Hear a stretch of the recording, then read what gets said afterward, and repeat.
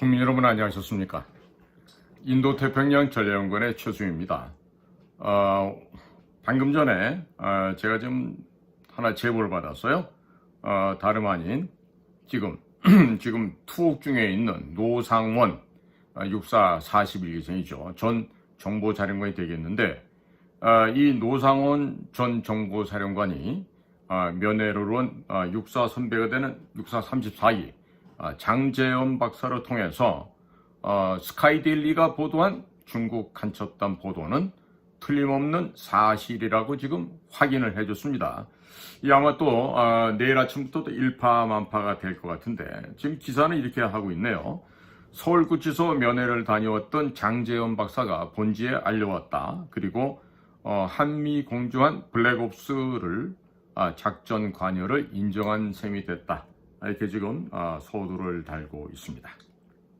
자, 지금 노상원 씨라고 육사 41기니까 학번으로 따지면 이게 바로 81학번쯤 돼요. 이런 분인데 이 양반이 지금 전 국군 정보사령관을 했고 이번에 한미 연합 공동작전에 의한 중국 간첩단 검거 보도가 사실이라고 지금 밝히고 있습니다. 지금 현재 서울구치소에 구속 수감되어 있는 이 노상원 전 정보사령관은 부정선거 규명운동을 펼쳐왔던 장재현 박사라고 있습니다. 육사 34기로 전 국방대학원 교수였죠. 이 장재현 씨는 육사 34기니까 74학번이 되겠고 이 노상원 전 정보사령관보다는 7년 육군사관학교 선배가 되겠습니다.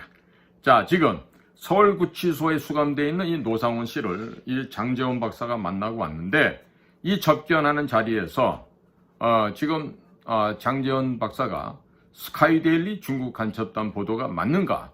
라고 한 질문에 대해서 다 맞습니다. 라고 답했다라고 하면서 이 장재현 박사가 스카이데일리에 알려왔다고 합니다. 자, 이게 지금 16일이 됩니다. 2월 16일. 그러니까 오늘이죠. 오늘 제가 지금 방송 녹화하고 이 순간이 2월 16일 저녁인데 장재현 박사에 따르면 노상원 전 사령관은 스카이데일리 중국 간첩단 보도를 아는가라는 이 장재현 박사의 질문에 잘 압니다. 라고 답변한 뒤에 또 이 본지 즉 스카이데일리지의 보도 사실 여부를 재차 물으니까 똑같은 지금 답변을 하고 있어요. 이 노상원 전 정보사령관이 경기도 수원에 자리한 선거연수원 외국인 공동숙소에 계엄군이 진입했고 중국인 간첩단을 검거한 사실에 대해 언급한 것은 이번이 최초의 사례라 하겠습니다. 그동안 국내 주류 언론들이 대체로 노상원 전 사령관의 무속 신앙에 초점을 맞추면서 흠집내기 보도에 열을 올린 가운데 한미 공조작전에 관한 발언은 그의 입을 통해서 나온 적이 없었기 때문이죠. 일찌감치 더불어민주당 소속 김병주, 박선원, 윤건영 의원들이 국회 상임위원회와 언론 등을 통해 선거관리위원회 수원연수원에서 실종된 직원들의 의혹을 제기하였을 때에도 중국 간첩단에 관한 노상원 전 사령관의 입장은 보도되지 않았습니다. 언론에서는 노상원 전 정보사령관을 12.3 비상계엄에 깊숙이 관여한 인물로 지목했고 그는 계엄을 앞두고 햄버거 체인점 등에서 내란을 모의 실행했다는 이유 등으로 검찰에 의해 구속 기소되었습니다. 노상원 전 정보사령관은 이번 계엄 이후 보직 해임된 문상호는 육사 50기입니다. 그러니까 이 노 전 사령관보다는 9년 후배가 되겠습니다. 이 문상호 현 정보사령관의 전임자고요. 또 아울러서 이외에도 퇴역하기 전, 즉 퇴역은 이 노상원 정보사령관이 퇴역하기 전에 상명하복 관계에 있었던 정보사의 이 대령급 간부들에게 직접 지시했던 정황도 언론 보도를 통해서 전해진 바도 있었습니다. 스카이데일리지의 중국인 간첩단 검거 보도에 관한 노상원 전 정보사령관의 이번에 확인 발언은 그가 미중 간의 외교적 마찰을 염두에 두고 비선에서 한국 측 작전 개통에 관여하는 위치에 있었음을 스스로 인정한 것이 되겠습니다. 앞서서 KBS에서는 2월 15일자 9시 뉴스에서 노상원 전 정보사령관이 지난해 10월 14일 문상호 당시 사령관에게 김용현 당시 국방장관이 전화할 것이다 라고 말한 뒤 10분 뒤에 실제로 김용현 장관에게서 비화폰으로 전화가 걸려왔다고 합니다. 그래서 노상원이 하는 일을 잘 도와주라고 말을 하였고, 이를 계기로 노상원 전 사령관의 말을 김 장관의 지시로 이해했다는 문상호 전 정보사령관의 검찰 진술을 공개하였습니다. 그러면서 노상원 전 사령관은 계엄 당일 오후 9시 30분쯤 문상호 당시 정보사령관에게 전화를 해서 밤 10시쯤에 속보가 나오면 선관위원회에 인원을 투입하라고 했고, 다시 전화를 걸어 20분 정도 지연될 것이다 라고 하면서 계엄의 구체적인 일정을 꿰뚫고 있었다는 취지로 KBS가 보도한 바 있습니다. 한편 윤석열 대통령은 12월 3일 오후 10시 23분 계엄을 선포하는 대국민 담화문을 낭독한 바 있습니다. 노상원 전 정보사령관과 문상호 전 정보사령관은 헌법재판소의 윤 대통령 탄핵 심판에 아직은 증인으로 호출되지 않았습니다. 한편 스카이데일리는 지난해 12월 3일 중국인 간첩 혐의자들이 한미 공조작전에 의해 선거연수원에서 검거됐다고 보도한 바 있으며, 이 작전은 신분을 겉으로 드러내지 않는 한미 정보당국의 블랙 요원들이 주축이 된 블랙옵스, 블랙 오퍼레이션 작전으로 확인됐다 라고 지금 보도된 바 있죠. 한미작전 참여자들은 중국 국적의 간첩단의 소재와 혐의를 특정하기 위해 수년간 정보 수집 및 추적을 벌여오며 긴밀하게 공조해온 것으로 밝혀졌다라고 기사는 지금 마무리를 하고 있습니다. 자, 이와 같은 스카이데일리 기사에 대해서 제가 좀 평가를 좀 해보자면요. 우선 블랙옵스라는 것은요, 그의 말 그대로 껌껌한 세계에서 이루어지는 작전입니다.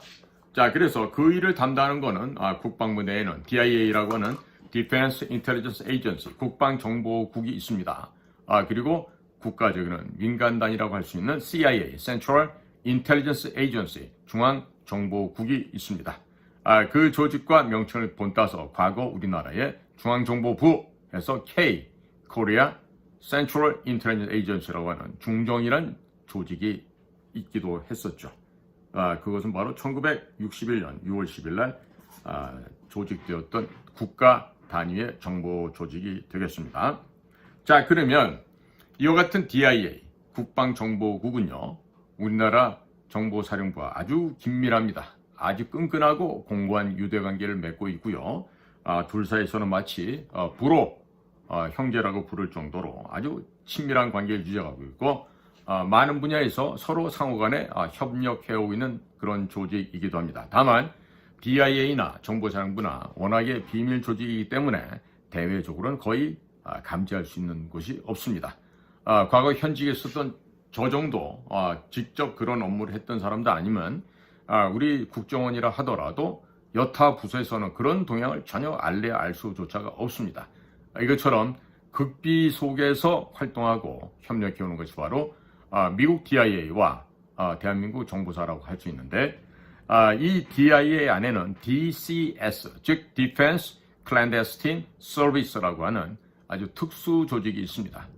바로 말 그대로 국방 클랜데스틴. 클랜데스틴이라는 얘기는요, 비밀의라는 이런 말이 됩니다. 그래서 클랜데스틴 오퍼레이션 하면은 비밀 사업, 비밀 공작 그러는데, 보다 더 높은 수준의 비밀을 요할 경우에는 영어로 표현할 때는 clandestine operation이 아니고 바로 covert, C-O-V-E-R-T, covert operation이라고 말했습니다. 즉, 이 말은 우리 표현을 굳이 한다라면은 비밀 공작에 해당이 됩니다. 그러니까 미 국무부에서 뭔가 비밀 수론이라 할 때는 clandestine operation 하겠지만은 미 CIA가 한다, 혹은 DIA가 한다 그랬을 때는 우리가 clandestine이라는 말도 쓰지만은 보다 엄격하게 준용한다라면은 covert operation, 비밀 공작이라고 표현을 할 수가 있겠습니다.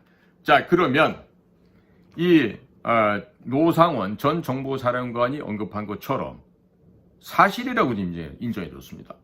자, 사실이라 인정해 줬어요. 자, 그러면 제가 여기서 상상의 나래를 한번 펴보겠습니다. 지금부터 하는 얘기는 저의 뇌피셜인데 나중에 이 이야기가 맞는 것으로 나오면은 저의 점괘가 상당한 거겠죠. 자, 제가 만약에 이 비밀작전에 투입된 공작관이다 라고 한다면 어떻게 행동을 했을까요? 뻔합니다. 그와 같은 상황이 뭡니까? 12.3 계엄령이 발동됐어요. 자, 그러면 중국 아이들이 수원에 모처에 와서 나쁜 짓을 하고 있다는 것을 이미 체증 과정을 통해서 알고 있는 상황이에요. 어떤 놈이 누구라는 것까지도 알고 들어갔을 거예요. 자, 그러면 이미 공작관들은 들어가기 전에 걔네들의 명단과 이름과 사진 다 대조해서 확인을 했겠죠. 우리 공작관들은 기본입니다. 그런 식의 업무 처리 방법은. 자, 그러면 제가 만약에 현장 투입된 공작관이다. 그럼 이러겠죠. 어이, 各位中国朋友们. 자, 중국 친구 여러분. 现在非常危险的. 지금 매우 위험합니다. 한국总统 尹锡烈 发布戒严令. 한국 대통령 윤석열이 비상계엄령을 선포했습니다. 所以因此我们为了你们的安全我们介绍安全的通道. 이러면서 여러분들의 안전보장을 담보해주기 위해서 안전한 통로로 인도하겠습니다. 라고 얘기하면은 설령 그들이 중국에서 파견된 간첩들, 에스피오나지, 도둑질을 하는 해커라 하더라도 그렇게 유창하게 중국말로 누군가가 군복 내지는 경찰복을 입고 가서 얘기를 한다면 그냥 속아 넘어가지 않겠습니까? 만약에 저보고 이젠 뭐 제가 폐물이 돼서 쓸모가 별로 없습니다만은 만약에 제가 젊은 나이에 거기 됐던 과거 제가 황야협이 호송하러 갔을 때도 중국 애들하고 그런談판을 여러 번 했지만은 자, 언어가 된다는 건 굉장한 자유가 있어요. 여유로움이 생긴단 말이에요. 그러니까 설령 걔네들이 중국 간첩이라 하더라도 겁낼 일이 전혀 없죠. 왜? 우리는 비밀요원 공작관이니까. 그러니까 중국 애들한테 충분히 지금 현장이 위험하다. 한국 대통령이 계엄령을 발동했다. 그러니까 우리가 안전한 지대로 안내해주되 가자. 그럼 순순히 따라 나왔겠지. 몽창 싣고 어디로 갔어? 항구로 갔던지 비행장으로 갔겠지. 그리고 싣고 갔죠. 그러니까 이런 것은 왜 이 노상원 전 정보사령관이 알까요? 이 사람도 보면은 내가 지금 41기니까 내가 직접 만난 적은 없는데 아마도 상당 부분 정보사 일을 오래 해왔던 것으로 지금 추정이 됩니다. 그러니까 육군사관학교 한 7년 또 위에 되는 선배들은 대선배죠. 7년이면 장재원 박사님 오셔서 딱 문의를 하니까 뭐 그 자리에서 숨길 게 없었겠죠. 예, 선배님 맞습니다. 사실입니다. 이렇게 좀 진실을 토로한 것 같고요. 그러면 이제 앞으로 일이 커집니다. 커져요. 왜 커지냐? 자, 스카이데일리에서 보도를 했지만 이제 전직이지만 정보사령관 출신이 사실이라고 확인해 줬어요. 그러니까 이제는 이게 거짓말로 발각되어서 스카이데일리즈가 폐간하고 죽어나가고 없어지느냐, 아니면 사실로 드러나서 미국이 특단의 방법을 취하면서 중국을 갈기갈기 토막을 내 찢어가 분쇄를 해, 그렇게 해서 나가는 게 눈에 보일 수도 있지만 안 보이는 것도 많을 거예요. 예를 들어서 중국이 캐나다나 멕시코 통해서 철강을 갖다가 우회해서 수출하잖아요. 전부 다 이제 거기다 대해서도 관세를 때려 부을 겁니다. 자, 그런데다가 중국의 조선소, 이것도 조만간 죽을 것 같은데 지금 미국에서 뭐라고 발표했어요? 동남아시아, 그 다음에 유럽, 미국과 군사동맹이 체결된 국가에 한해서 군함 건조를 우리가 의뢰하겠다라고 나오죠. 아시아존에서는요, 미국하고 상호 간의 이 국방상의 안전상의 방위조약을 체결한 나라는 대한민국과 필리핀밖에 없어요. 근데 필리핀은 그동안 무슨 짓을 했죠? 중간에 미국도 한번 나가라고 미국을 몰아냈다가 다시 또 죽어가다가 행임력 한번 살려주이소 이래가지고 미국이 또 다시 왔죠. 자, 미국이 요청하는 이지스함이다 혹은 MRO라 그래서 군함들의 그 선박, 수리, 보증 해주는 이런 MRO 사업도 우리나라밖에 할 수가 없고, 또 신규 함선을 제작할 수 있는 능력도 대한민국밖에 없습니다. 일본과는요, 뭐 안보 협의가 있지만 이게 군사상의 군사 동맹 관계가 아니에요. 그러니까 일본은 이미 완전히 시작부터 배제가 됐습니다. 자, 이런 과정에서 제가 지난번에도 제 방송에서 얘기했지만 중국 조선업을 괴멸시키는 작전, 트럼프 대통령이 보내는 6번째 편지에 들어가 있습니다. 그런 내용들이 이미 미국의 트럼프 대통령 책상과 해군 장관성 앞으로 이미 간 걸로 제가 전해받고 있어요. 그렇다면 미국은 철저하게 중국 공산당을 해체하고, 그리고 한국을 교두보 삼아서 중국을 짓밟아버릴 겁니다. 아무리 밟히기 싫어서 발버둥 친다 하더라도 지금 중국은 밟혀서 죽을 일만 남았다고 보시면 됩니다. 자, 그런데 이번처럼 이렇게 스카이데일지를 통해서 노상원 전 정보사령관이 이것을 팩트로, 객관적 사실로 인정했다고 하는 것은 아마 일파만파가 될 거로 좀 생각이 돼요. 그리고 이 장제원 박사 역시 지금 서버 까 이 운동을 하는 분이에요. 네? 대단한 이 고급된 두뇌와 함께 치밀한 이 수학적인 이론과 실제를 점검함으로써 이번 4.10 선거도 부정이었다는 걸 밝혀내셨고, 선관위의 지금 직원들 5명 정도를 지금 검찰에 고발해놨죠. 그럼 뭐합니까? 이 못돼 먹은 이 검찰 애들이 구속 기소를 안 시키고 있으니까. 어찌됐든 이번에 미국에서 밀려오는 이제 쓰나미가 오게 되면, 특히 부정선거 관련해서 오게 되면 이제 진실을 고백하지 않고는 살 수가 없는 그런 상황이 될 겁니다. 자, 거기에다가 미국 CIA가 됐든 DIA가 됐든 아니면 어느 조직이 됐든 간에 거기에서 나온 공작관들이 뭐뭐일 수도 있다라는 이런 추측과 가정하에서 이 일을 시작했다라고 여러분들이 생각한다면 크나큰 오산입니다. 한국이든 미국이든 공작관, 비밀 공작 업무를 하는 사람들은요, 철두철미하게 전후 사정을 다 확인, 검증을 하고요. 그것이 안전하게 뿌리를 내리고 성공될 수 있다 할 때 작전을 감행을 합니다. 섣불리 감행 안 합니다. 그러니까 이 이면에는 상당히 깊숙한 곳에서 미국의 비밀 공작관들의 활동이 개입되어 있었다라는 사실을 우리가 추측해 볼 수가 있죠. 저는 과거에도 CIA하고도 아주 친밀하게 깊은 관계를 지니고 왔었습니다만은 지금 우리 정보사에 있는 우리 공작관들도 마찬가지일 거예요. 역시 아주 비밀스러운 얘기를 서로 간에는 아무런 거리낌 없이 서로 소통하는 그런 관계다, 이렇게 볼 수가 있겠습니다. 혹자들은 이 지금 노상원 전 정보사령관이 무속신앙의 무당이다, 이런 얘기도 하고 굉장히 이 사람의 이야기를 갖다가 폄하해서 얘기를 하는데, 그런 언론사들 나중에 이게 미국 쪽으로부터 확인이 되는 일이 벌어지면 어떻게 뒷감당하려고 그래요? 여러분들 금융치료라는 말 들어봤어요? 금융치료. 트럼프를 욕하고 하던 한 기자가 소송을 당해갖고 지금 얻어맞기 전에 1,500만 불을 갖다가 미리 트럼프네 그 라이브러리 도서관에다 기증을 한다고 그러고 지금 용케 빠져나갔죠. 앞으로 대한민국에서 도널드 트럼프한테 금융치료 받을 언론사 없을까요? 조중동, MBC, KBS 해당 없을까요? 아마 해당이 많을 것 같은데.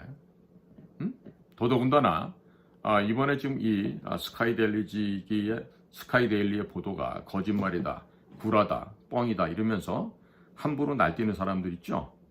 뭐 내기하는 사람도 있다네. 뭘 내기를 해? 목숨 내기를 할 거야? 아니면 뭐가지 걸 거야? 뭘 내기 하겠다는 거야? 지금 보면은 말이에요, 홍장원이 같은 경우도 뭐 국정원의 애국자가 태어났는데 뭐 이러고 지금 JTBC 뉴스나 다른 그 좌익 쓰레기 언론들이 보도하는 거 보고 함부로도 떠드는데, 국민들께서도 조심하셔야 됩니다. 특히나 종북 좌익 여러분들 속해 있는 민원연, 여러분들이 열심히 회비내고 있는 민노총, 또 전공로, 교사들 하는 거 있죠, 전교조, 전부 다 북한과 연계된 테러 조직으로 아마 곧 인정을 받게 되고 인터폴의 수배를 받은과 동시에 각각의 조직단체들이 구비하고 있는 통장이 다 압류가 되고 자산 동결되는 이런 일이 벌어질 수 있어요. 현대사에 있어서 일본에서도 그 일본 정치인들, 총리들 중에서도 미국한테 대해서 깝죽거리고 기어오르고 했던 사람들 있죠. 어느 날 심장마비로 죽거나 갑자기 이유도 모르는데 죽어갑니다. 자, 우리나라에서 야당에 속해 있으면서 반국가 세력을 창궐하도록 인도하면서 국가에 대한 반역 행위와 언동을 서슴지 않는 자들 있죠. 내 너네들한테 경고하는데 너네들 얼마나 앞으로 살 것 같으냐? 응? 너네들이라 그러면 누구를 얘기하는지 알겠지? 한두 놈이 아니라서 내 너네들이라는 통칭을 쓸게. 너희들 가운데 말이야, 조만간에 그냥 죽더라도 원망하지 마라. 누구도 원망하지 마라. 어? 이재명과 연계 맺은 사람들이 7명, 8명 죽어 자빠진 거 봤지? 너네들은 그거보다 더 심하게 죽을 거야. 어? 그러니까 내가 이렇게 경험자가, 전문가로서 비밀 공작 사업을 해봤던 사람이 경고를 해주니까 너네들 빨리 자유 대한민국 앞에서 회개하고 자복하고 와서 자수하라니까. 나중에 뒤집어져서 요즘에 그 조 바이든 그 낙마시킬 때 낸시 펠로시 한 말 있잖아. Would you like easy way or hard way? 뭐야 이 얘기야? hard way는 뭐야? 맞고 퇴진하는 거고, easy way는 그냥 때리기 전에 알아서 퇴진하는 거지. 그러면 너희들 지금 대한민국을 반역하고 대한민국을 송두리째 북으로, 중국으로 지금 혼납하려고 하고 있잖아. 이 국힘당의 나쁜 놈의 자식들아, 중국 공산당에 돈 처먹은 놈들, 니들도 똑같은 놈들이야. 어? 그러니까 죽기 전에 강제로 자연사 강제로 자결당하기 전에 빨리 지금들 고백하고 돌아서란 말이다 이놈들아. 너네들 윤 대통령 돌아와서 윤 대통령 국힘당 반드시 탈당할 거야. 탈당하고 그 소위 말하는 한중 의원연맹에 포함되지 않은 아이들만 꺼내서 시장은 미비하겠지. 그렇게 해서 당을 만들어서 소위 같이 한미동맹당을 만들어서 미국과 같이 가잖아. 국민들이 어디를 지원하겠어? 국힘당 너네를 보수파라고 지지하겠어? 아니면 저 중국의 하수인들, 중국의 쓰레기, 북한의 쓰레기, 민주당을 지지하겠어? 이번에 광주 시민들 돌변한 거 봤죠?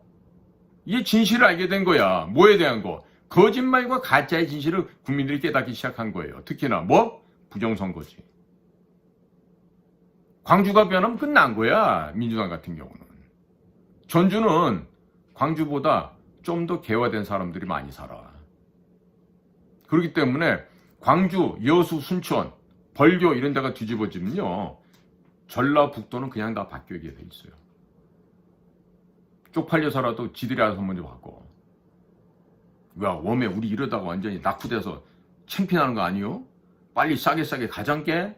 이러면서 이제 전부 다 자유우파로 돌아서겠지. 자, 국민 여러분, 제가요 지금 스카이데일리를 무슨 홍보하려고 하는 얘기가 아니에요. 우리는 진실을 알아야 돼. 어? 뭐 언론사도 보면은 회장님은 이 방향으로, 우파 방향으로 갈라 그래. 근데 밥 먹으려고 와 있는 부회장이란 자는 그저 하루하루를 연명하는 게 중요하다 보니까 권영세, 뭐 권성동 이런 애들 욕하면 큰일 나는 거야. 왜? 여당이니까. 여당이 어딨어? 똑같은 쓰레기들이고 종중인데, 중국의 끈아풀이 된 놈들인데, 내각제 선호한 놈들인데 그런 놈들을 왜 보호해줘? 그러니까 언론사도 밥 빌어먹기 위해서 다니면 된다 안 된다? 안 된다는 얘기예요. 밥 빌어먹으려면 자식들아 나가갖고 건설 노동판에 가서 땀 흘리면서 돈 벌어 임마. 쉽게 돈 벌라고 하지 말고. 이 버릇없는 이 언론인 여러분들아. 전국의 대학교도 전부 다 통폐해버려야 돼. 문교부도 없애버리고 교육부도 없애버리고 마찬가지야. 언론도 통폐합해야 돼. 언론 같지 않은 언론들 다 없애버리는 게 맞지 뭘. 안 그래요? 거짓말만 양산하는 쓰레기 공장인데.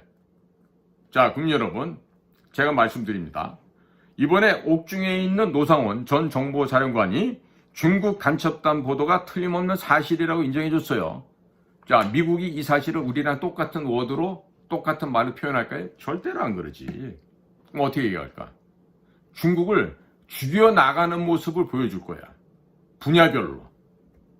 분야별로 중국을 찢어서 해체시켜서 파괴시키는 이런 파괴 공작, 음해 공작 이런 게 진짜 본격적으로 들어갈 거예요.